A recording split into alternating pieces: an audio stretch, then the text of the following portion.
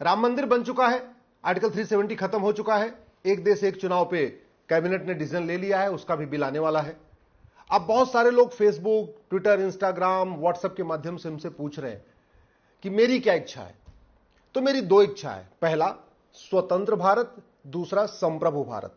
स्वतंत्र भारत मतलब स्वतंत्र, यानी जितना भी तंत्र है वो हमारा अपना होना चाहिए, स्व होना चाहिए, अपना होना चाहिए, विदेशी तंत्र नहीं होना चाहिए। आज की डेट में पुलिस तंत्र विदेशी है, न्यायिक तंत्र विदेशी है, शिक्षा का तंत्र विदेशी है, प्रशासनिक तंत्र विदेशी है, टैक्स तंत्र विदेशी है, सारे तंत्र विदेशी चल रहे हैं।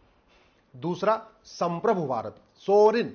संप्रभु का मतलब न गुलामी का नाम होना चाहिए, न गुलामी का निशान होना चाहिए, न गुलामी की कुरीतियां होनी चाहिए, न गुलामी की कुप्रथाएं होनी चाहिए। सब कुछ जो गुलामी वाला चल रहा है वो खत्म होना चाहिए। इसलिए आज मैं आपको अपना 20 सूत्री कार्यक्रम बता रहा हूं, जो मेरे मन में है, जो मुझे पसंद है, जिसको मैं करना चाहता हूं। और आपको अच्छा लगे तो इस वीडियो को अधिक से अधिक शेयर करिएगा, सोशल मीडिया के माध्यम से, व्हाट्सएप के माध्यम से। अगर आप किसी अधिकारी को जानते हैं, नौकरशाह को जानते हैं, सांसद, विधायक, मंत्री को जानते हैं, तो भी ये वीडियो उन तक जरूर पहुंचाइएगा। मेरी सबसे पहले इच्छा है कि सबसे पहले भारत में एक भारतीय नामकरण संहिता बने और भारतीय नामकरण आयोग बने, और जितने गुलामी के नाम चल रहे, लगभग 1000 नाम चल रहे, इनको एक साथ बदला जाए। ऐसे अगर एक एक नाम बदलते रहेंगे ना तो 1000 नाम चलने 1000 साल लग जाएगा। अगर साल में 10 नाम बदलेंगे तो भी 100 साल लग जाएगा। मैं कह रहा हूं सीधे एक भारतीय नामकरण आयोग, एक भारतीय नामकरण संहिता बना के एक ही झटके में इसको सारे के सारे गुलामी के नाम बदल दिए जाए। दूसरा गुलामी का निशान। गुलामी का निशान आप देख लीजिए, जो मुगलों के गुलामी के निशान भी खूब पड़े हुए हैं, अंग्रेजों के गुलामी के निशान भी खूब पड़े। इवन हमारे जहाज में आज भी वीटी लिखा रहता है, वीटी मतलब विक्टोरिया टेरिटरी। और आपका काशी है, आपका मथुरा है, आपका भद्रकाली है, आपका भोजशाला है, आपका अटाला है, ऐसे बहुत सारे गुलामी के निशान पड़े हुए। भारत का संविधान भी कहता है कि जो हमारे ऐतिहासिक स्थल हैं, जो हमारे धार्मिक स्थल हैं, जो हमारे पौराणिक स्थल हैं, जो हमारे हेरिटेज हैं, उनको रिस्टोर करना, उनको मैनेज करना, उनको मेंटेन करना केवल हमारी ड्यूटी नहीं है, ये सरकार की भी ड्यूटी है। तो मैं इसलिए मैं कहता हूं कि एक भारतीय धरोहर संहिता बनाई जाए और जितने गुलामी के निशान हैं, काशी, मथुरा, भद्रकाली, भोजशाला, अटाला और भी अलग अलग हैं, इन सब को एक साथ रिस्टोर कर लिया जाए। एक ही बार में गुलामी के निशान खत्म हो जाएंगे तो अच्छी सामाजिक सौहार्द भी बनेगा। नहीं तो कोर्ट के जरिए मैटर डिसाइड होगा तो बहुत लंबा समय लगेगा। तीसरा हमारा कहना है कि गुलामी की कुरीतियां खत्म होनी चाहिए। आज भी भारत में गुलामी की कुप्रथाएं भी चल रही हैं, गुलामी की कुरीतियां भी चल रही हैं। उदाहरण के लिए बाल विवाह भी चल रहा है, हलाला भी चल रहा है, बहुविवाह भी चल रहा है, मुताह भी चल रहा है, मिस्यार भी चल रहा है, तहर्रुस भी चल रहा है, तलाके हसन भी चल रहा है, तलाके हसन भी चल रहा है, तलाके बाइन भी चल रहा है, तलाके किनाया भी चल रहा है।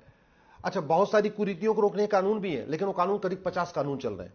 ये 50 कानून खत्म होने चाहिए और एक भारतीय नागरिक संहिता बननी चाहिए जो सबके लिए लागू हो, उत्तर से दक्षिण तक, पूरब से पश्चिम तक सबके लिए लागू हो। शिक्षा हमारी गुलामी वाली है। 1929 में जो सीबीएसई बोर्ड अंग्रेज बना के गए तो आज भी चल रहा है। आईसीएसई बोर्ड बिल्कुल अंग्रेजों के पैटर्न पे चल रहा है। तो हमारी शिक्षा व्यवस्था 3 कैटेगरी की है। एक मैकाले शिक्षा व्यवस्था चल रही, दूसरी मिशनरी एजुकेशन सिस्टम चल रहा है, तीसरा मदरसा एजुकेशन सिस्टम चल रहा है। गुरुकुल वैदिक शिक्षा बिल्कुल नाम की बची हुई है, ज्यादा है नहीं।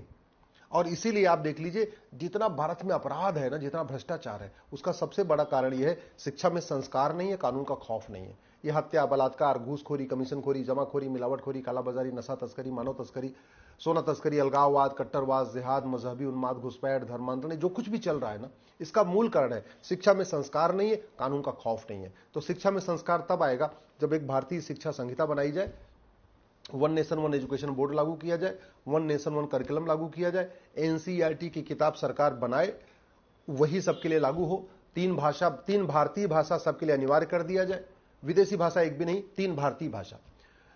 10वीं तक आप न कोई विदेशी भाषा पढ़ाइए, न कोई विदेशी किताब पढ़ाइए, न किसी विदेशी राजा के बारे में पढ़ाइए। हमारे पास इतने राजा हैं, इतने ऋषि महर्षि हैं, इतने हमारे खुद के अपने वैज्ञानिक हैं, उनको पढ़ाइए। हम दिक्कत ये हो रही है, हमारे बच्चों को विदेशी राजाओं के बारे में पता, विदेशी वैज्ञानिकों के बारे में पता, विदेशी डॉक्टरों के बारे में पता, और हमारे खुद के जो डॉक्टर हैं, खुद के बड़े बड़े ऋषि महर्षि हैं, राजा हैं, महान राजा, धर्मज्ञ राजा, उनके बारे में बिल्कुल नहीं पता। तो 10वीं तक न कोई विदेशी भाषा, न कोई विदेशी इतिहास, न कोई विदेशी किताब, न कोई विदेशी शिक्षा, न कोई विदेशी संस्कृति, सब कुछ भारतीय होना चाहिए। इसके लिए एक भारतीय शिक्षा संहिता बननी चाहिए। 1954 में नेहरू जी ने एक ड्रग एंड मैजिक एक्ट बना के भारत की चिकित्सा व्यवस्था को बर्बाद कर दिया। उसके पहले भी अंग्रेजों ने एलोपैथी को प्रमोट किया और भारत की जो हमारी योग चिकित्सा थी, आहार चिकित्सा थी, नाड़ी चिकित्सा थी, सूर्य चिकित्सा थी, इन सारी चिकित्सा को हमारे खत्म कर दिया था। अब समय आ गया है एक भारतीय चिकित्सा संहिता बनाई जाए और मेडिकल के कोर्स में अगर आपको किसी भी तरीके का डॉक्टर बनना है, किसी भी पैथी का डॉक्टर बनना है, फर्स्ट ईयर में केवल और केवल भारतीय चिकित्सा पढ़ाई जाए। महर्षि चरक के बारे में पढ़ाया जाए, महर्षि पतंजलि के बारे में पढ़ाया जाए, महर्षि हमारे जो वाग्भट जी हैं उनके बारे में पढ़ाया जाए। ऐसे हमारे देश में बहुत बड़े बड़े महर्षि सुश्रुत के बारे में पढ़ाया जाए। उन्होंने जो हमारा भारतीय चिकित्सा व्यवस्था डेवलप किया था उसके बारे में पढ़ाया जाए, अष्टांग योग पढ़ाया जाए। उसके बाद अपना बाकी लोग पढ़ें और भारतीय चिकित्सा में स्कूलों में भी कम से कम भारतीय चिकित्सा पे एक अध्याय होना, चैप्टर होना चाहिए। योग विज्ञान, वेद विज्ञान, आहार विज्ञान, ये हमारे स्कूलों में सबको पढ़ाना चाहिए। उससे लोग बीमार नहीं पड़ेंगे। जो 1 लाख करोड़ का बजट बीमारी के ऊपर खर्च हो रहा है। पुलिस व्यवस्था हमारी विदेशी वाली चल रही है।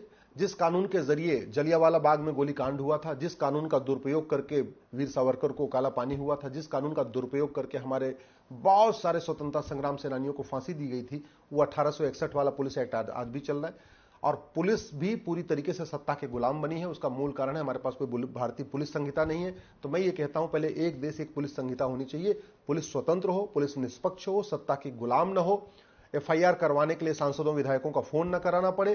पुलिस जनता के लिए काम करे, ईमानदारी से काम करे। जो थाने दलाली के अड्डे बन चुके हैं, भ्रष्टाचार के अड्डे बन चुके हैं, ये खत्म हो। इसका तरीका यही है, भारतीय पुलिस संहिता हो।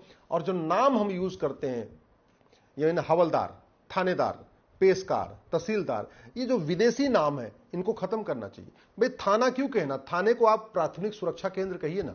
जैसे आपका प्राथमिक स्वास्थ्य केंद्र होता है, ऐसे प्राथमिक सुरक्षा केंद्र होना चाहिए। थाना कहलाना चाहिए प्राथमिक सुरक्षा केंद्र। ये थाना शब्द विदेशी शब्द है। तो मुझे ऐसे लगता है विदेशी शब्दों को भी हमें खत्म करने की जरूरत है। न्यायिक व्यवस्था पूरी तरीके से गुलामी वाली चल रही है। जज साहब की वर्दी से लेकर वकील की ड्रेस तक सब कुछ गुलामी का है। कानून वही गुलामी वाले। आज की डेट में भी जो मुकदमे की सुनवाई होती है, चाहे वो जमीन का मुकदमा हो, सिविल प्रोसीजर कोड 1908 वाला चल रहा है। मैं सरकार को धन्यवाद दूंगा, उन्होंने क्रिमिनल लॉ तो बदल दिया। लेकिन अब समय आ चुका है एक भारतीय दंड संहिता बनाई जाए। भारतीय न्याय संहिता है हमारे पास, इसी को और थोड़ा चैप्टर जोड़ने की जरूरत है। अभी हमारे पास क्या है कि भ्रष्टाचार अपराध के लिए 50 कानून चल रहे हैं। वो 50 घटिया जो कानून चल रहे हैं, एक तो उसमें बहुत सारे घटिया हैं, कोई भी दुनिया का बेस्ट कानून नहीं है। उनको सबको मर्ज करके one nation one penal code बनाना चाहिए। एक ही किताब में सारे अपराध चैप्टर वाइज, इसी में 150 चैप्टर बनाना हो, 150 चैप्टर हो, चाहे 200 चैप्टर हो, लेकिन अपराध और भ्रष्टाचार के लिए अलग से कोई कानून नहीं होना चाहिए। अलग से सब इसी में चैप्टर 1, चैप्टर 2, चैप्टर 3 के हिसाब से इसी में आ जाना चाहिए। भारतीय प्रशासनिक संहिता भी हमारी प्रशासन व्यवस्था है, चाहे एडीएम है, चाहे डीएम है, चाहे कलेक्टर है, चाहे कप्तान है, वो व्यवस्था विदेशी है। इसको बदलने की जरूरत है। एक भारतीय प्रशासनिक संहिता की जरूरत है।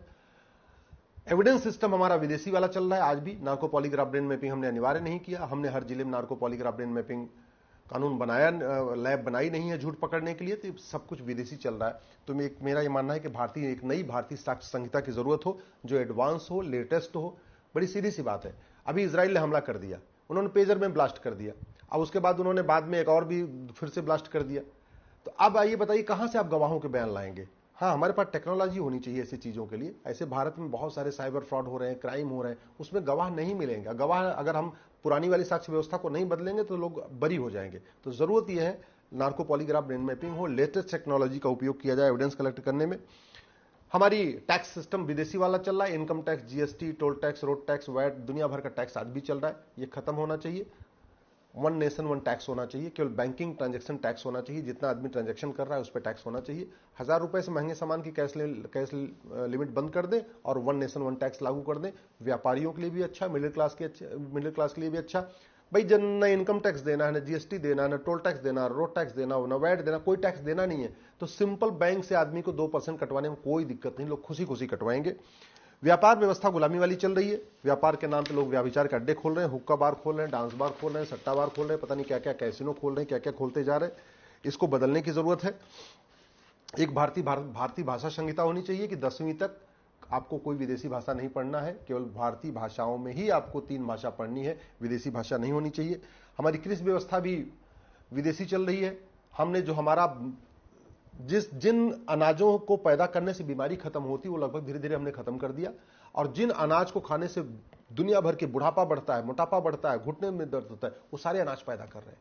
हमारा जो सांवा था, जो कोदो था, हमारा जो जौ था, हमारा जो पुरानी हमारी व्यवस्था थी, जो हमारे अनाज होते थे, वो हम लगभग खत्म कर दिया अंग्रेजों के टाइम में। तो जरूरत है एक भारतीय कृषि संहिता की, और हम अपने पुराने जो अनाज शरीर के लिए स्वास्थ्यवर्धक है, हम केवल वही अनाज पैदा करें। श्रम व्यवस्था भी बदलने की जरूरत है।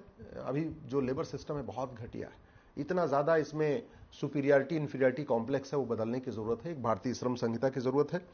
चुनाव व्यवस्था, वन नेशन वन इलेक्शन तो हो रहा है, लेकिन भारतीय चुनाव संहिता नहीं है। एक भारतीय चुनाव संहिता की जरूरत है, जिसमें मिनिमम क्वालिफिकेशन होना चाहिए, मैक्सिमम एज लिमिट होने चाहिए, एक व्यक्ति एक ही जगह से चुनाव लड़ सके, ये भी होना चाहिए, one nation one voter list होनी चाहिए। कोई भी व्यक्ति जो अपराधी है, जो व्यक्ति सरकारी नौकरी की योग्य नहीं है, वो चुनाव लड़ने के भी योग्य नहीं होना चाहिए। दो पैरामीटर अलग अलग नहीं चलेगा। ऐसा नहीं होना चाहिए कि जो व्यक्ति होमगार्ड नहीं बन सकता वो होम मिनिस्टर बन जाए, जो व्यक्ति क्लर्क नहीं बन सकता वो वित्त मंत्री बन जाए, जो व्यक्ति टीचर बनने के लायक नहीं वो शिक्षा मंत्री बन सकता है। ये व्यवस्था रोकना चाहिए। जो व्यक्ति सरकारी जॉब के लायक है, जैसे आज की डेट में जिसके ऊपर, जो आदमी जेल में है, जिसके ऊपर चार्जेस फ्रेम हो चुके हैं, वो क्लर्क भी नहीं बन सकता, कांस्टेबल भी नहीं बन सकता, लेकिन चुनाव लड़के मंत्री बन सकता है, विधायक बन सकता है। इस व्यवस्था को रोकने के लिए एक भारतीय चुनाव संहिता की जरूरत है, एक भारतीय विधायिका संहिता की जरूरत है।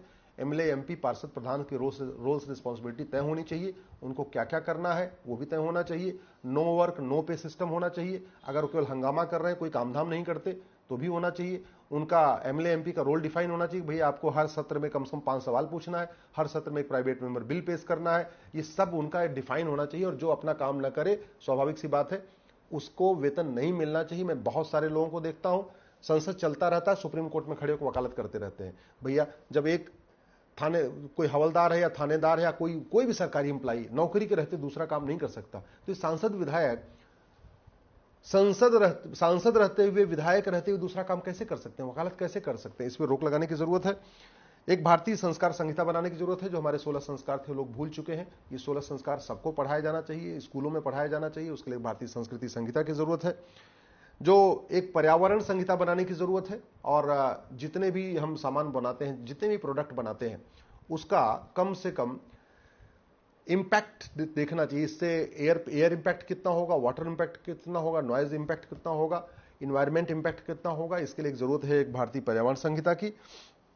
और पूरी तरीके से जो हमारी परिवार व्यवस्था में विदेशी कल्चर आ चुका है, इसको रोकने के लिए एक भारतीय कुटुंब संहिता की जरूरत है। मैं आशा करता हूं केंद्र सरकार इस पे, इन 20 संहिताओं के बारे में सोचेगा, आप भी सोचेंगे। आज मैंने आपको एक साथ बता दिया है, मैं बहुत जल्दी इन पे जो 20 हमने संहिता बनाई है, जो हमारा 20 सूत्री कार्यक्रम है, इसमें मैं एक एक वीडियो अलग अलग रिलीज करूंगा। फिलहाल आज के लिए इतना ही। इस वीडियो को अपने सोशल मीडिया में जरूर शेयर करिएगा, और मेरे फेसबुक से जुड़े रहिए, मेरे यूट्यूब से जुड़े रहिए। मैं बहुत जल्दी आपको ये 20 वीडियो डिटेल में आपको एक एक संहिता का एक एक वीडियो बना के शेयर करूंगा। जय हिंद, जय भारत।